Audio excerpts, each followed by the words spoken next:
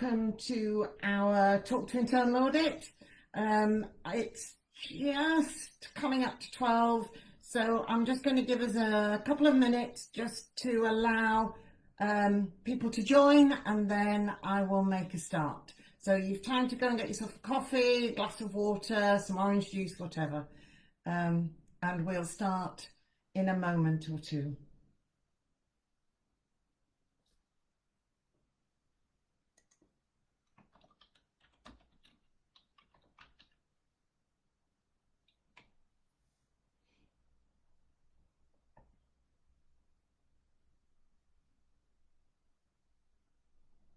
I don't know where you all are, but I'm in Leeds. The sky is blue, so blue, and the sun is shining. But we've got thunderstorms forecasted for tomorrow, so heaven alone knows what the rest of the week is going to be like. So I will make a start. We're on the 25th of June. Bear in mind, we've been going really since the beginning of April now on these Facebook chats. So I hope you're all enjoying them, finding them interesting, exciting, perhaps informative. And I hope you've grabbed your coffee and joining me for a chat about how we might support each other through the key challenges for internal audit in the COVID-19 pandemic and beyond. I think we're now talking quite a bit about beyond. I haven't got my coffee today. I've got some water. It's a little warm for coffee, so I'm making sure my water intake is what it should be. So who am I? I'm Liz Sandwith. I'm the Chief Professional Practices Advisor for the Chartered Institute of Internal Auditors in the UK and Ireland. The Institute is the only professional body dedicated exclusively to training, supporting and representing internal auditors in the UK and Ireland. And we have approximately 10,000 members in all sectors of the economy in all parts of the UK and Ireland. And our members are part of a global network of 200,000 members across 170 countries, all working to the same international standards and codes of ethics. So if you didn't know, if you're new to these sessions and you didn't know who the Chartered Institute was, there is a little snapshot of who and what we are. So before we kick off with today's session, I would like to draw your attention to a poll that we've been running on social media in relation to these live streams. As you may be aware, our Talk to Internal Audit live stream has now been running for just over 2 months, nearly 3, I think. And during that time has attracted some great engagement from you, our trusted followers, or I think the Facebook language is fans. I'm a bit nervous about the word fans, but followers will do for me. However, we're also conscious that perhaps the usual time slot of 12 o'clock on a Thursday may not work for everyone. So we are opening the floor to selection of a new time slot, a time that works for you. Our research indicates that afternoons are generally the best time for live streams on Facebook, and which is why the choices we've given you are all afternoon slots. The poll runs until next Tuesday. We've already had in excess of 80 votes so far, and we've only launched it, I think, 2 days. So please make sure you vote. Let's get the right slot for you. And I know we have people attending from India, from North America, as well as Europe and the UK. You can access the poll on either our LinkedIn or Twitter channels, and I would please ask you to take part, have your say, because the theme through everything that we've been doing is we're listening. The Institute is listening. So what is today's topic? Well, I want to reimagine, perhaps reinvent internal audit. I want us to think about what we've been doing, what we might do moving forward. The COVID-19 pandemic has had disruptive and unprecedented effects on individuals, businesses, governments and society. As such, many organisations have shifted to employees working from home and adopted new operating models to continue business. Throughout this period, the role of internal audit has been critical. These exceptional times require a refreshed approach from internal audit, drawing on the specific set of skills, competencies, oversight, and knowledge of your organisation that we bring. We cannot simply insist on delivering existing audit plans for organisations.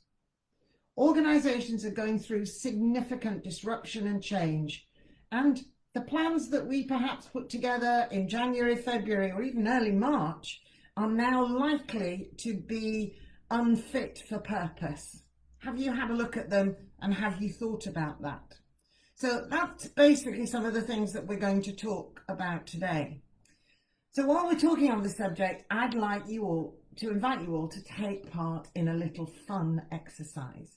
Something arty, something I'm not, but I'm sure you all have great artistic and creative skills that I absolutely envy. So what I'd like you to do is think about a piece of art which best represents these changing times we're living in. A piece of art which perhaps illustrates in your mind what internal audit might look like in the future. It can be a painting, a sculpture, or even something abstract, perhaps a Banksy that you've seen on a wall somewhere. Leave a comment with a link to your chosen piece of art in the comments section of the stream so that we can reimagine internal audit together. And it may well be, subject of course to any intellectual property or ownership, that we can actually use your piece of art that you have selected on our front cover of the magazine. So let's see what we can come up with. Something perhaps a little inventive, a little left field maybe. Remember also, if you like Facebook streams and want to spread the word, and I'm sure you do, be sure today's live stream is one to share. You can do that by clicking the share button in the corner of your screen. The more the merrier. Theme reminder, I wanted to just remind you, if you are just joining us, welcome to our live stream. And today we are talking to internal audit, and the theme is reimagining internal audit.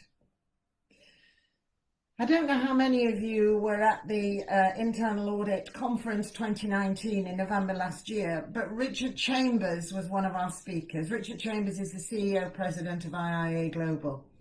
And a comment that he made that has resonated with me throughout the last sort of 8-9 months is internal audit methodology hasn't changed for 20 plus years. Think about your organisation. Think about your domestic life. I am absolutely certain that none of us sitting here would be able to think of an instance or an example in our lives that hasn't changed for 20 plus years. Everything changes, and then in the 2020 decade, I think change is going to be dynamic and ever moving forward. So we need to just think about that, and I want to take COVID-19 as a catalyst for change.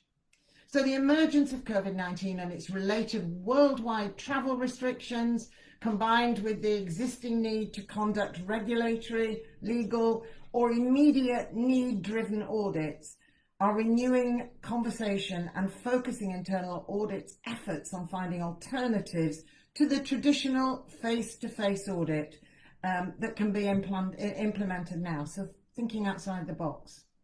Remote auditing may be a good go-to alternative, especially perhaps because most companies have restricted travel to business critical functions, and many jurisdictions in the world have temporarily closed borders. Now that might be, if we're thinking climate change, which is, one of the things that we need to be thinking about, that's a real positive. And I don't know how many of you saw the picture in the press about Portsmouth Harbour and the picture of it before, where the sea was black, you could see nothing, and then into the lockdown, maybe 6 weeks, then you could see the sea was green, you could see the fish. I mean, it was just phenomenal. So let's think about that. So what has the last 12 weeks shown us? COVID-19 has been a game changer for organisations, countries and internal audit. And we need as a profession to explore how we make the most of the opportunities presented to us. So before I go into details, I want you to think about something that you have done in the last 12 plus weeks about how you operate as internal audit, that you are going to, in your head, think that is the single thing I am going to take forward and continue to use and develop in the COVID-19 beyond world, the new future, whatever that looks like. So let's look at some of the key elements of an internal audit process. Planning. So based on the additional content, explanation experience indicates that internal auditors should allocate about twice as much time for a remote audit planning meeting compared to what is needed for a traditional audit. Use of video teleconferencing as well as PowerPoint or other visual guides is also helpful at this meeting. But let's think about whether we really need twice as much time, because don't forget, you won't be traveling anywhere, you won't have to go walking around your building, finding meeting rooms, getting the wrong one, someone's in there. So although the actual process may take longer, it probably actually, in the long run, when you're thinking about these meetings, is perhaps a more efficient way of doing it.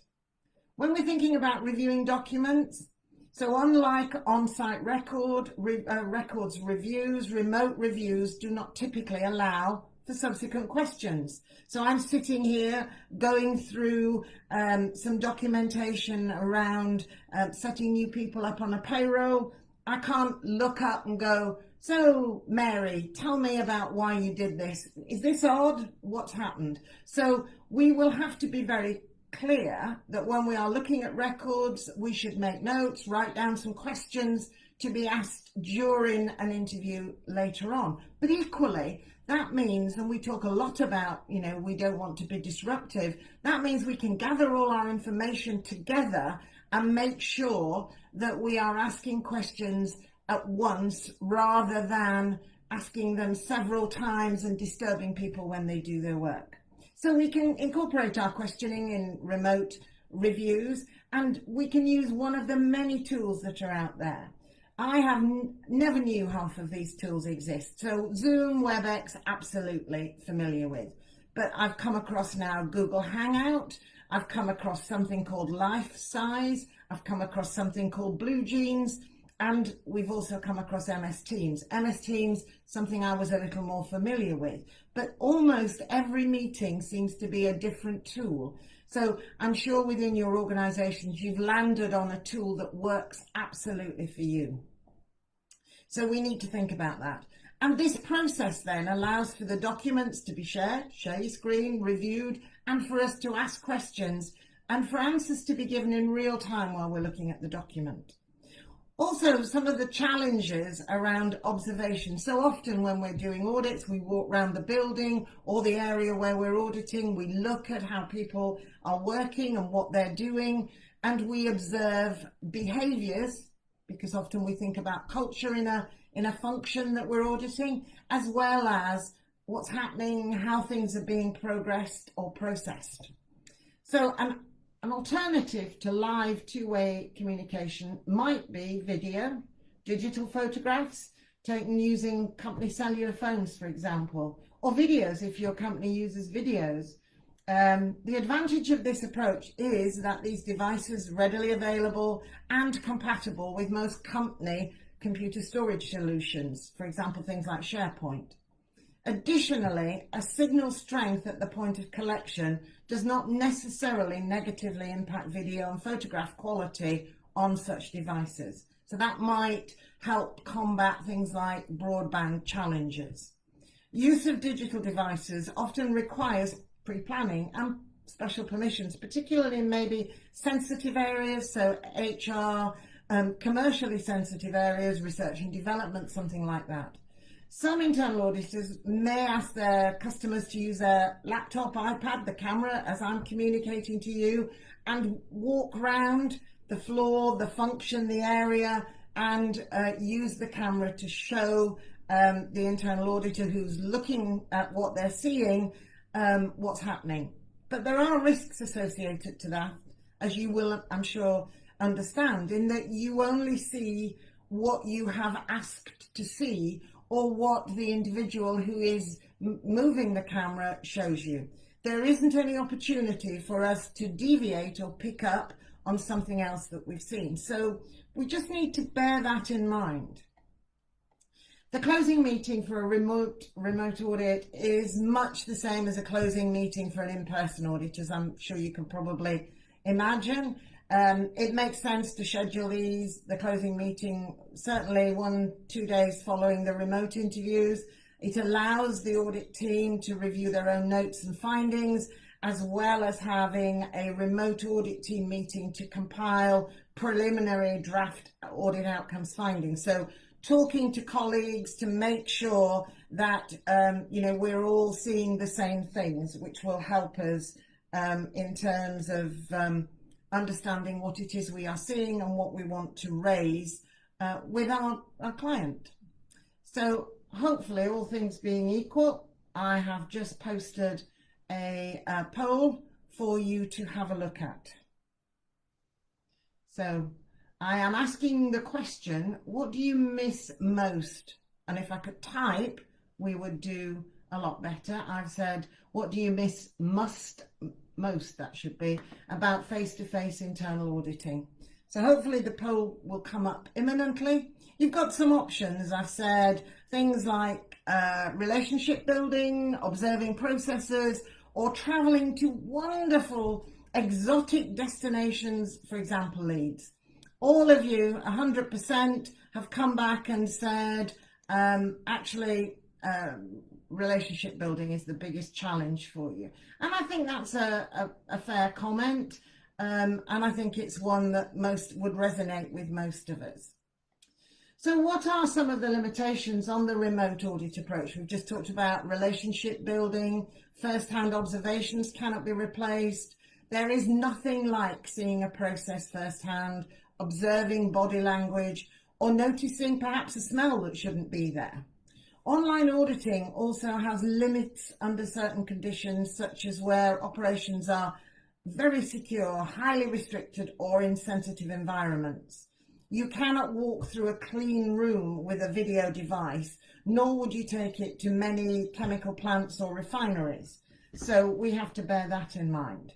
Remote auditing makes it hard to build rapport with the auditees or our clients. Opportunities to provide hints, tips, observations for improvement are lost. It's hard to identify best practices or describe things that others may benefit from outside of the documentation process. Good auditors do this as part almost of ongoing everyday conversations. And these are often the most useful things our clients get from the audit process. The lack of interpersonal relations or interaction opens other opportunities for fraud. The opportunity to present doctored documents and to omit relevant information may be increased. And this may call for additional planning, some additional different audit procedures, or a follow-up once the barriers to a traditional audit lift. So it may be you do some of the work remotely, but then as we come out of the COVID-19 and go beyond, you may want to follow up with some face-to-face work. So with that said, we've talked about face-to-face auditing, the opportunity to build relationships, travel, all of that. And you've categorically said it's the rapport relationship building that we need to think about. So thinking about all of that in terms of what we have learned, what might the future look like? If only I had a crystal ball and I could tell you what the future might look like. I don't. So we need to think about this and think about it collectively. If you're just joining us, welcome to the live stream. Talk to Internal Audit. And as I've mentioned, but I'll remind you if you're just joining us, looking at reimagining, reinventing internal audit today. So perhaps some of the first steps we need to consider are as follows.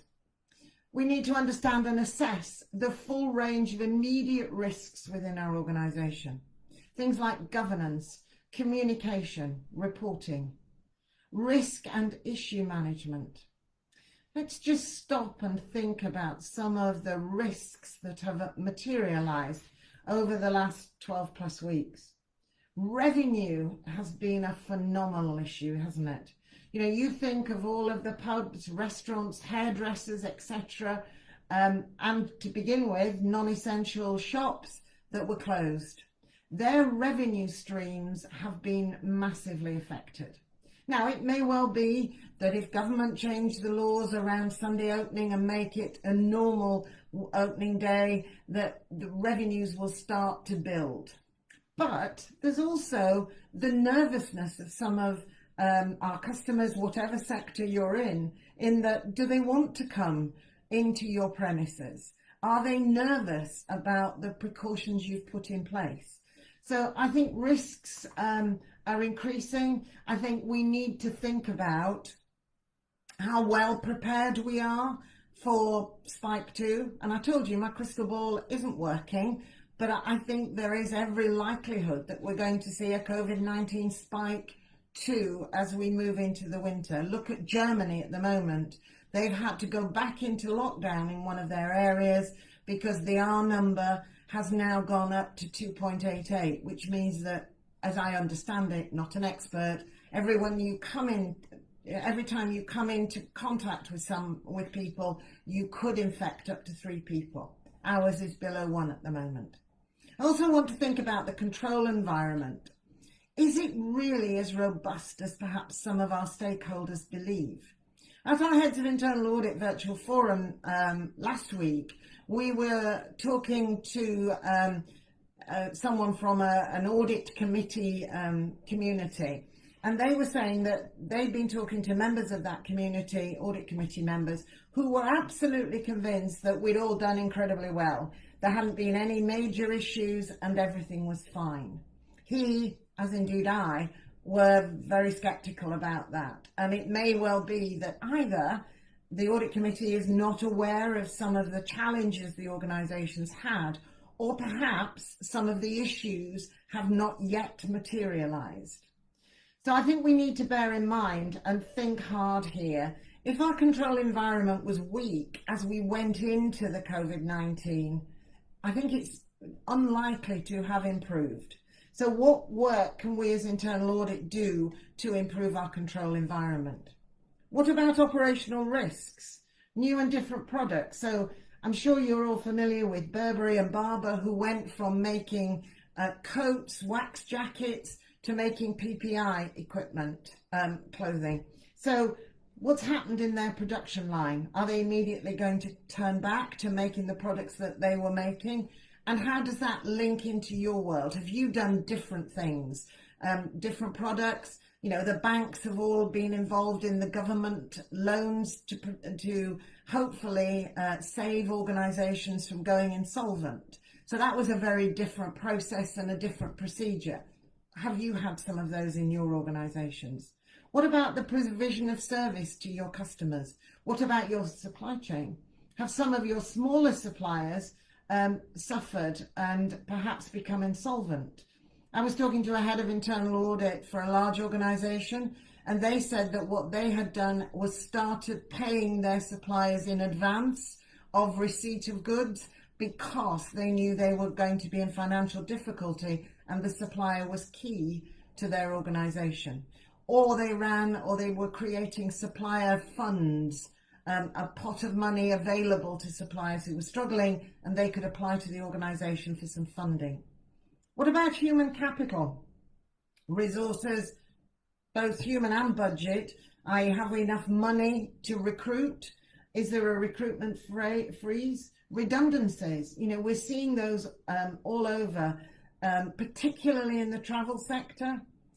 What is going to be the impact of the loss of government recruitment initiative, the furlough funding?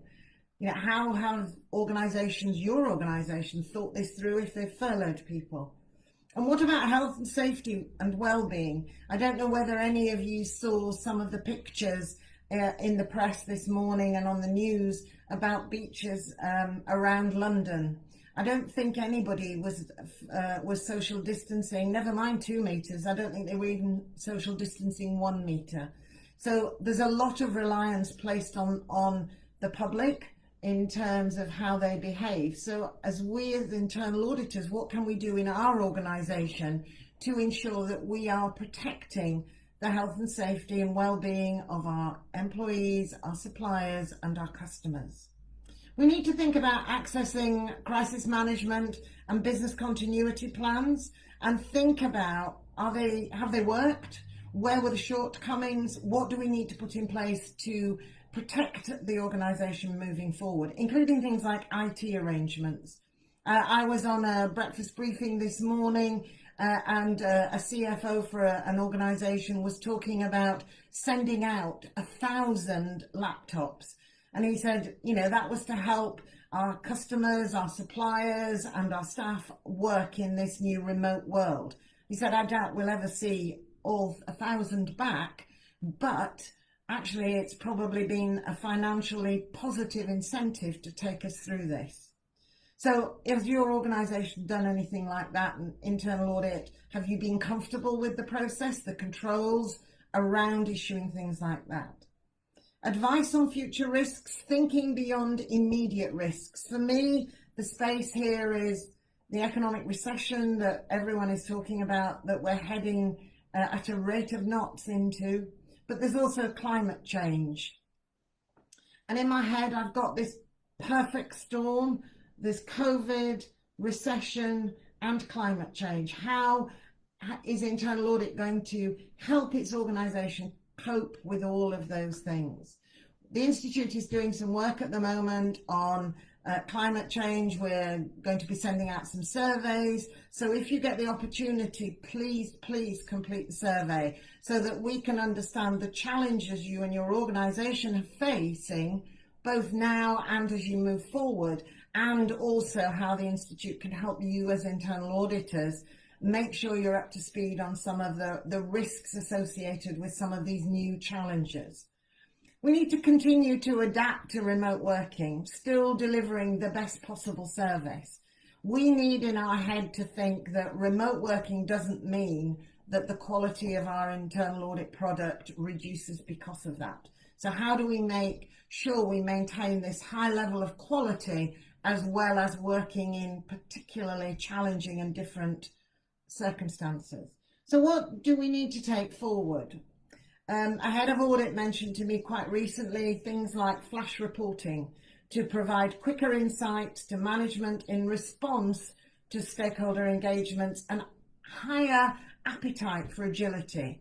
And I think agile, and not necessarily language like scrums and, you know, the sort of project management agility, but just being agile in how we work has got to be the single one thing that we need to take forward as we come into the COVID-19 and beyond. Innovative solutions for continuous auditing, promptly testing activities that monitor COVID-19 related processes for completeness, accuracy and timeliness. You know, what could we do around this? Thinking about conversations with our audit committee, asking them, have they learned any lessons from COVID-19? And if they look blank or puzzled, then what lessons have we as internal audit and what can we share with them to make sure that we are across all of these issues? Others have said they've introduced enhanced business monitoring process to provide real-time feedback on risk. And one of our speakers this week talked about internal audit working with our risk colleagues to reset the risk agenda. Reset is a really important word, I think. And I know we always talk about having a great relationship with our risk colleagues, but let's make that now an informed relationship, and let's work together to think how in your organisation collectively internal audit and risk can reset the risk agenda and provide that really informed view on risk to our audit committee and our board and our senior management.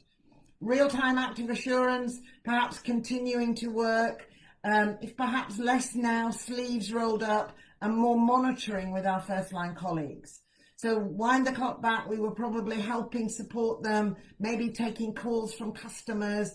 I know of one head of internal audit who was driving nurses around to do COVID-19 tests in care homes. You know, instead of that now, let's think about how we can move to more real-time active assurance and provide that assurance immediately as they create new ways of working, new processes and procedures, perhaps for new or innovative goods and services. We also need to think about greater use of artificial intelligence, use of data analytics, machine learning, robotic processes. All of those are going to support us as we move forward. Another head of audit mentioned the value of a more flexible, responsive approach. And I quote, "The importance of internal audit has never been greater, and so we developed a process to more frequently report audit project status and escalate potential roadblocks or issues to the executive leadership team. We also conducted real-time health checks, prioritizing high-risk areas of the company to provide timely assurance that processes are working as expected. These health checks consider trending risk. For example, considering how working from home may impact on the control environment." I think in a way, for me, that quote tends to encapsulate what I want us to think about as we move forward. So in the new future of more remote working, we need to be prepared for bumps in the road, technical glitches, people can't hear and forget to turn on their mics. Some companies have firewalls and have size limits for video and photo files and might require IT help when you upload them. All these hurdles can be overcome with time and experience, and also, to be fair, if we plan ahead. A senior audit committee person said only last week, asked the question actually, whether they thought that internal auditors were working from home or sleeping at work because of the amount of hours that most internal auditors are putting into their day job at the moment. Deloitte in India have identified 5 high-impact risk areas that need to be considered for inclusion in our plans. Cyber. Internal Audit, or the Institute of Internal Audit, is putting together, that's us, putting together a cyber project later in the year. And it's also going to be a detailed in the Institute's Risk in Focus 2020. So it's going to be, 2021. So it's going to continue to be a key risk. Thinking about key performance indicators. Are management tracking the right KPIs? Have they been changed following the COVID pandemic? And how does the organisation link between purpose, strategy and business model to ensure that it is likely to achieve its stated goals and objectives? Internal audit, should we be looking at these things? These 3 key elements of an organisation and how they interweave with each other to make sure that they support the delivery of stated goals and objectives. I've talked a little bit about leveraging automation and analytics. We've already explored the use by internal audit of technology, but we also need to be aware of the rapid evolution of technology within our organisations, our market sector, and perhaps even our geographical location. Also ask yourself, what are our competitors doing? Somebody was talking quite recently about, working collaboratively with competitors. In order to come out of this and have an efficient and effective and dynamic economy or market sector, we may actually have to work with people that we would have classed as competitors in the past.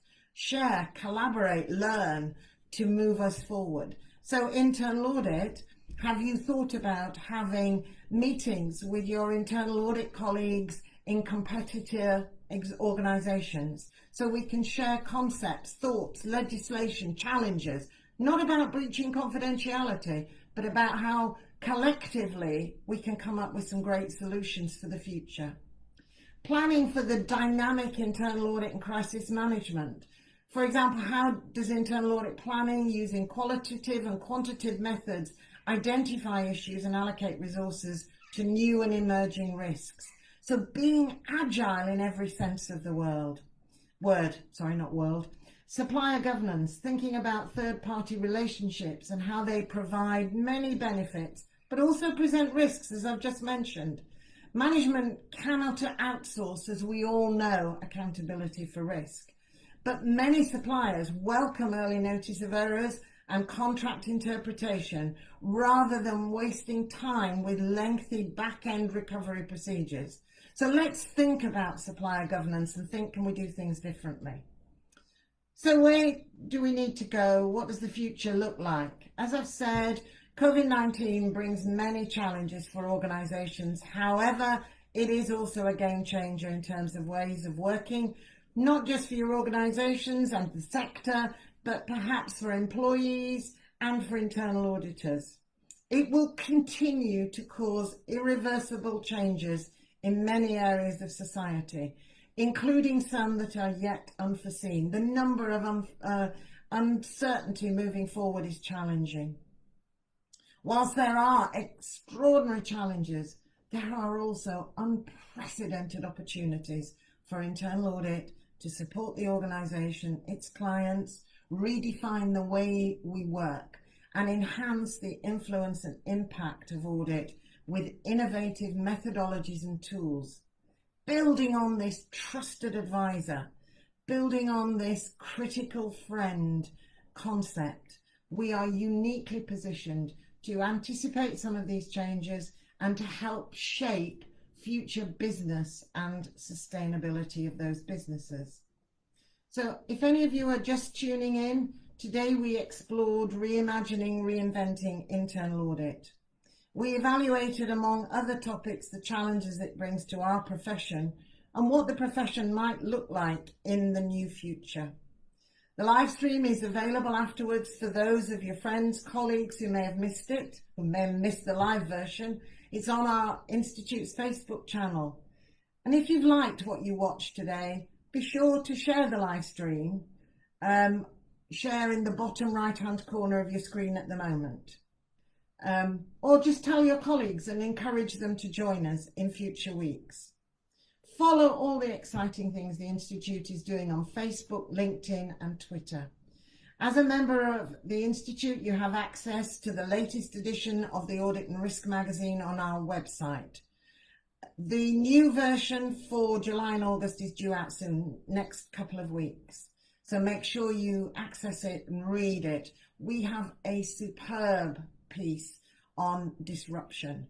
And I'm planning on covering disruption probably in a couple of weeks because I think that's a real challenge, not just for internal audit, but I want to think and explore whether internal audit is a disruptor or whether, because we haven't changed our methodologies for 20 plus years, we are being disrupted.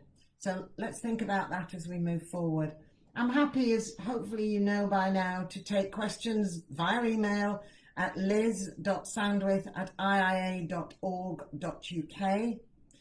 Please join me next week, same time at the moment, same place, waiting for the results of the poll. And next week we are going to talk about business leadership excellence. Remember, we are wanting to talk about what you're doing and how you're doing it. And let's see what we're doing. So don't forget to bring your cup of coffee. Don't forget to bring your glass of water, and please, please keep safe. And remember, talk to internal audit because the Institute is listening. So join me next week. Thank you.